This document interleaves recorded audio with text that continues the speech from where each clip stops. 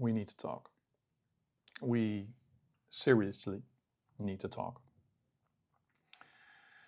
When I first read this question, everything just it shook up my day, and it shakes me up now. So the question is, what is the hardest part about grieving someone you didn't get enough time with?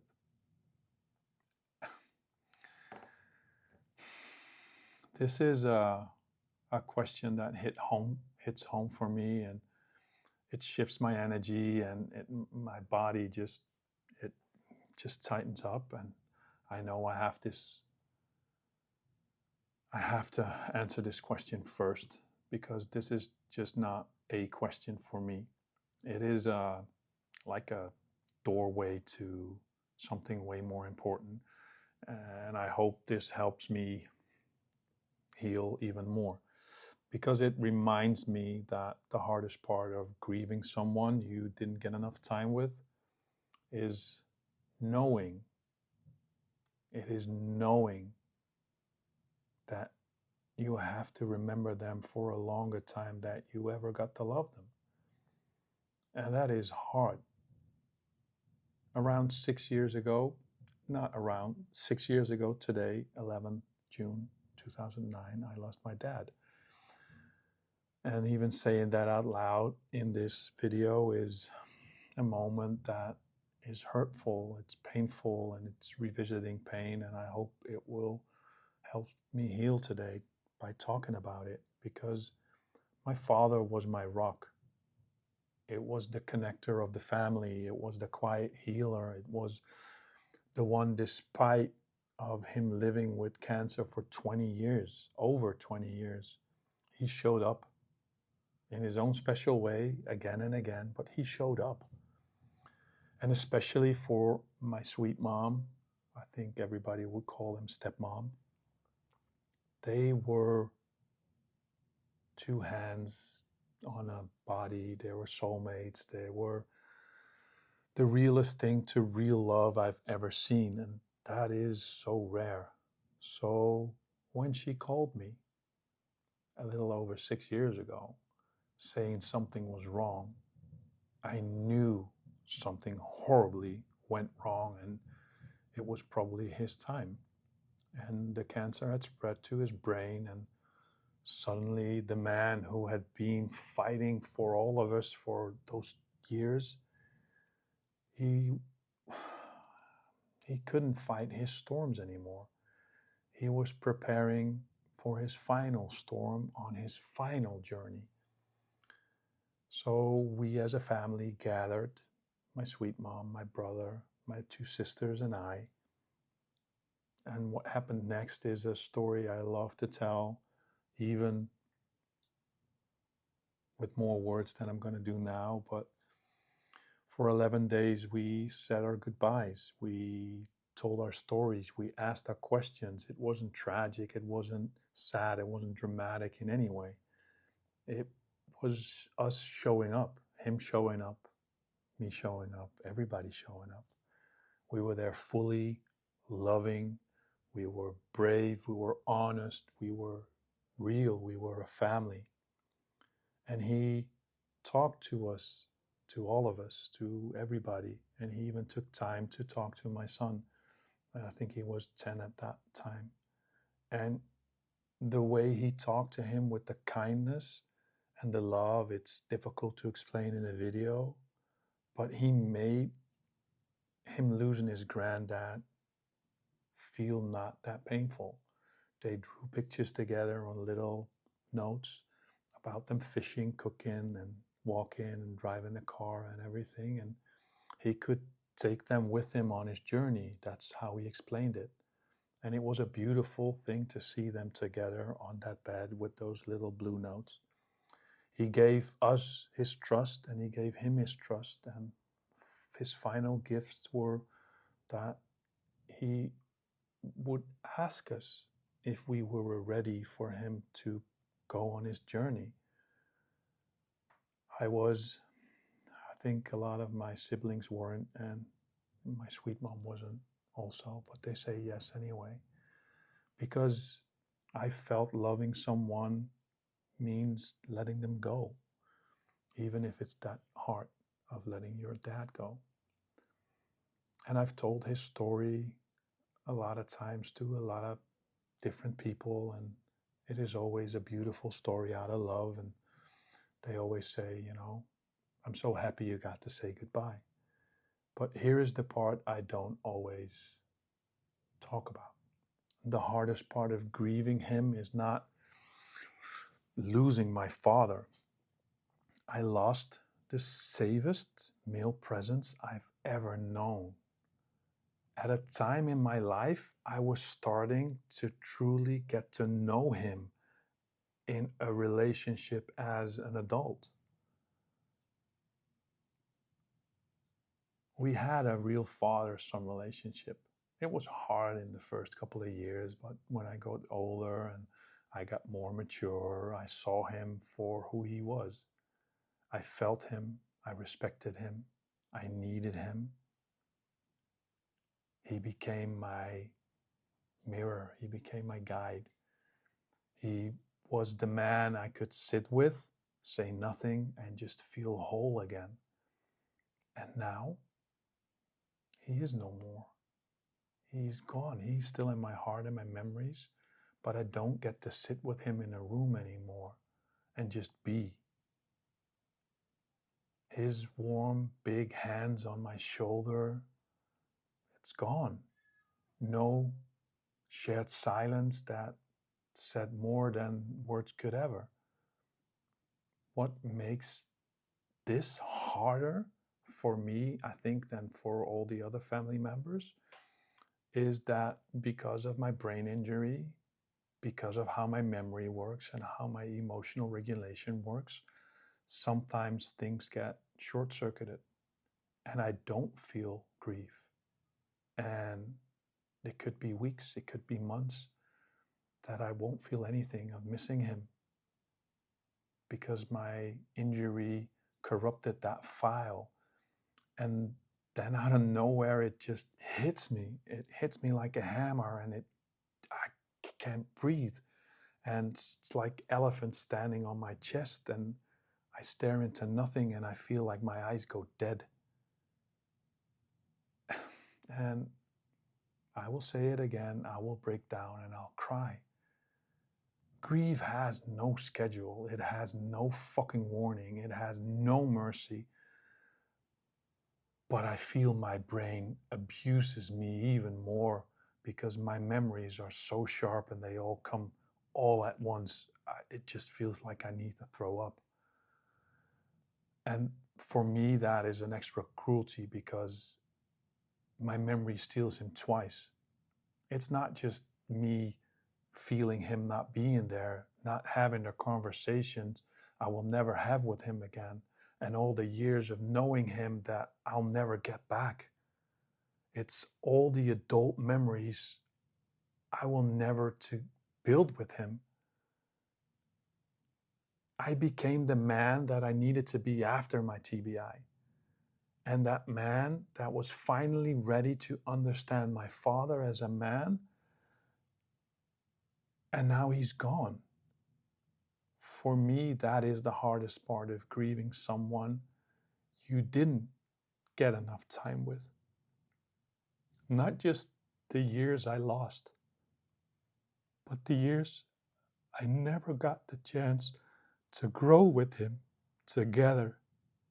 The memories my son misses out with him. Okay, thanks.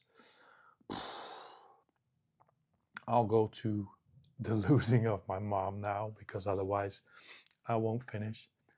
I think losing my mom over a year ago taught me that pain levels that I never knew existed. It wasn't supposed to happen this way. She was healthy. She was vibrant.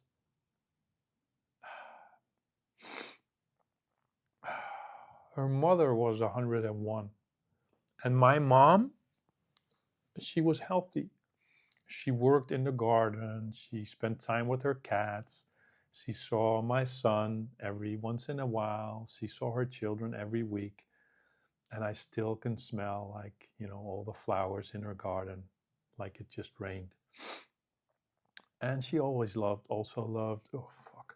also loved being on her own. And she loved my sister and me, like, more than life ever. Like, she loved us so much. And then one day, everything just started to change. It's not all at once, but it changed also fucking fast. It went from good to okay to something that no longer looked and felt livable. Watching her fade and watching her body betray her broke something inside of me and inside of my sister too. And now, a year later, I'm still trying to put all those pieces back together again. Losing one parent hurts. Losing both, that is a totally different animal. It's like rewriting, and it's like erasing your whole entire life map. Losing her made me an orphan. Losing my ex made me homeless. Losing my brain's trust, that made me a stranger to myself. So losing opened up a fear inside of me that I've never ever had. Fear of totally abandonment. Fear of not being enough. Fear that maybe I could have saved her somehow, and my dad too. And the most grief of all and pain of all is I had no one left to just drink a cup of tea with, or go on my bike to, or talk with. They're gone. They're not here for me anymore. They'll always be gone. There's no more safety. Everything that ever felt safe is gone. Me and my sister are orphans. And that word just doesn't sound real. But that is what it is and how it feels. And when the orphan wave hits, everything shapes and shakes. Sorry. And, I think my TBI short circuits them too. It, like me dropping things and spilling tea and going to the gym instead of going to the store. My body, I think, is just screaming that, remember what you lost. And I'm so glad that my mom left us with a lot of lessons. She taught me that forgiveness matters, that opening your heart matters, letting people in matters, that regret is a luxury some people don't get to avoid. And even in regret, you can choose peace. Shiva gave herself. Shiva gave the people that she loved. She showed me what it means to grow even while dying. Losing her, I think, means that I'm losing the woman that taught me to respect women, to respect my elders, and most of all, respect myself. And we didn't always see eye to eye, and probably if she would still be here, we still wouldn't see eye to eye. But I love her, and I loved her with all my heart. That has never been a question. Never touched my mom. I miss her every day. And that kind of loss, I don't wish on anybody, losing both your parents. It stays in your soul, in your heart, even in your breathing. I find myself asking a lot of time, how is this fair? How is it fair to carry a lifetime of missing somebody, and I'm not alone, and to still feel the love inside of them, just never to get to watch, that love unfold anymore, the way it was meant to be, father and son, mother and son. The love started when I was born, I know this, but learning to love them as an adult meant to meet them soul to soul, grown up to grown up, and I didn't get enough time. I didn't get enough of them. And now, no more soft gardening hands that she had. She had such soft hands. No more cups of tea. No more small arguments. No more beautiful smile. No more beautiful light blue eyes, blonde hair. It's just an empty space. I know where her house is, but where they were once, it's emptiness.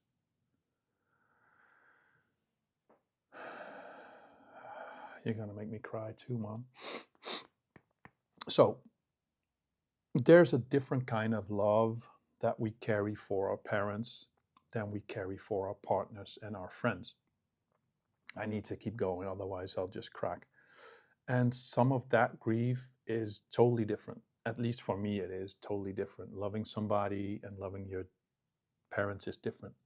The love I had for my ex-girlfriend or ex-partner or fiance started in text, then in voice, then in single breath, then a look, then a touch, then a kiss. Then it felt like, our heartbeat recognized and our hearts recognized each other. And I think we locked in breath or in breathing, in our bodies, in our energy, in our soul. And yeah, I think that is something that you don't have a lot of times in your life. And I think for me, something whispered inside of me, this is the one. You're home now, Patrick. So this is my third story of loss I have to talk to you about. One that is different. One that is different. And out of deep respect to her and us, I won't share details because, that's just not okay. I want to remember and share my truth. And this is not about what went wrong. This is about honoring what went right, even though there is pain, even though there's grieving, grieving a love I feel I didn't have enough time with, and about remembering the warmth that we built together and not the cold that came after. Yes, we had our struggles like every couple does. We had our differences in how we saw the world. We had a long distance relationship that made everything not easier. But I still believed after all the things that we went through and that happened, that somehow she'd stay my safe space and that we would find, our way back, because that's what we were. We were always better together. And even at the end, in the tension, when my mom was at her lowest, I knew I would never forgive her and she would never forgive herself if she wouldn't show up, and she would regret this for the rest of her life, not saying goodbye to my mom. So I told her I needed her to be with me at my hardest moment until that point of time. And I asked her and I told her, I need you to come. And she did. She came. She sat with me and she sat with my mom for her final days. And in those 9-10 days, we fell back in love again. We remembered our love. We remembered our connection.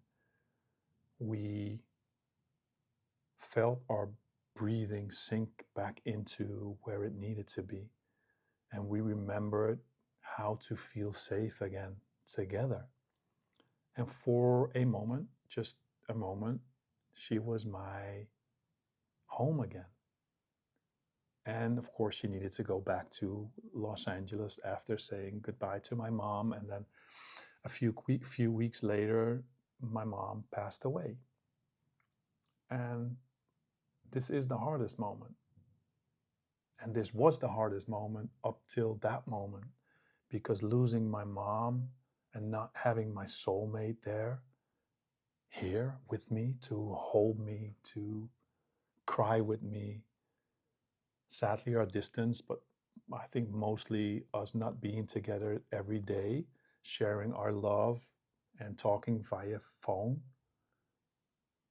made me and us a month ago. No, a month later, I think.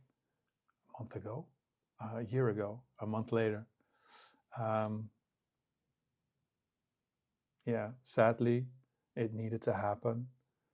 When somebody chooses not really to connect anymore, but to be there, but not be there, especially, the hardest moment.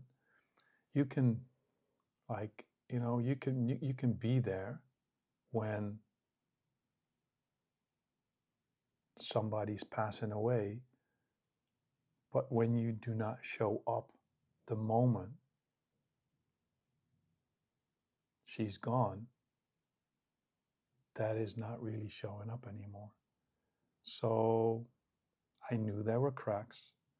I knew there were times that I reached out to her and she wasn't there for me. Not really. She was there, but not really there. And when I needed her the most, like I just said, when the pain in my chest and my heart was unbearable, when I needed somebody to keep my heart from breaking, wasn't there. I never begged her to stay. I just couldn't stay friends. It is all or nothing. And she couldn't. So at the end,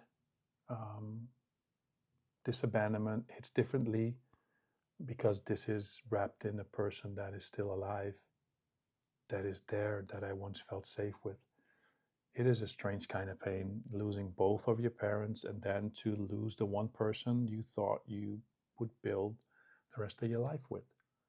And it's crazy. It is crazy. What I think wrecked me more than everything that happened before is that after all the pain and all the hurt, she finally felt like a safe space again when she was here, even if it was just for a moment. We were falling in love again. Everything was whole again. And then out of nowhere, everything was gone. I still feel her everywhere and nowhere all at once. And grieving her is like touching fog. She's everywhere. She's in a phone buzzing. She's in the sound of the iPhone. She's in a pillow scent. She's in that fucking song that you hear on the radio. But when I reach out, there's nothing. At least with death, there is the spirit you can love and it loves you back. This is like loving nothingness. It's like talking to air. It's holding a memory that used to have a heartbeat. And that's the thing no one warns you about, especially when you lose two parents and then your loved one. Sometimes grieving somebody still alive can feel heavier than the death of somebody who's gone. Yeah, this kind of grief is wild. It isn't direct. It doesn't ask you for permission. It just shows up. It's just there.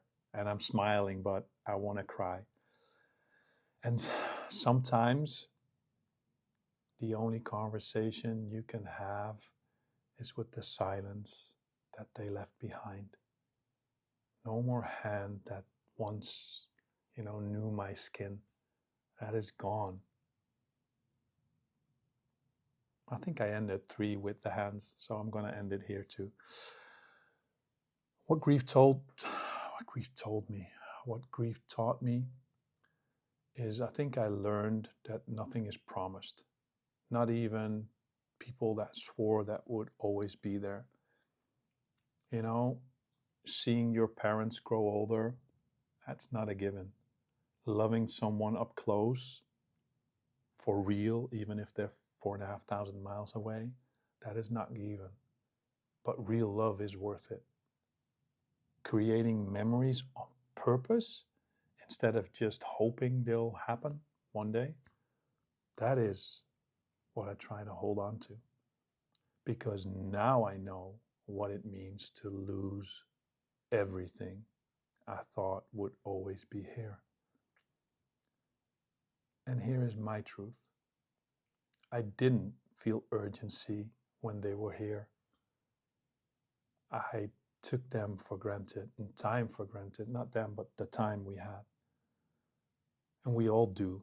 But when they're gone, all you want is one more day, and one more try, and one more cup of tea, and one more fight to resolve, and one more time to smell their hair, one more hug and never let them go, one more chance to say, we mattered.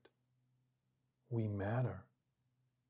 So please, to all of you, live now, love now, love like you'll never get another chance, dance like nobody's watching.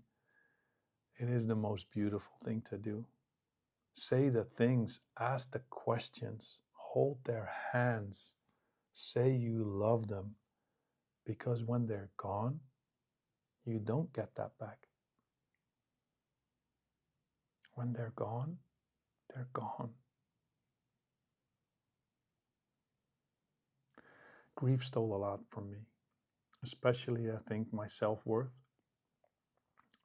But I know every day I'm fighting to reclaim that. Even making those videos, these videos, makes me rise stronger than I ever was, because I wasn't a sharer. So even without them, maybe because of them, my brain still forgets words. My brain still forgets dates. But I will never, ever forget their love. Ever.